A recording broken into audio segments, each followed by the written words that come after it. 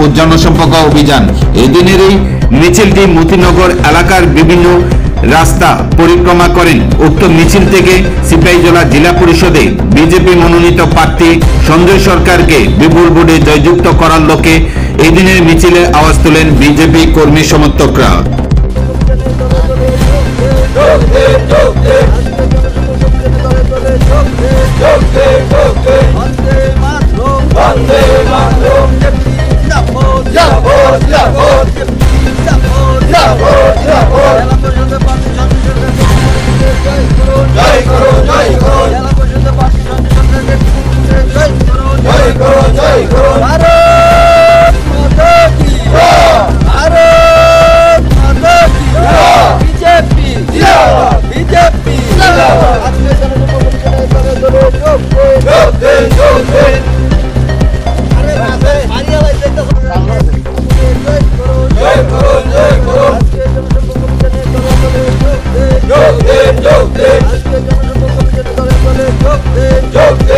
Joke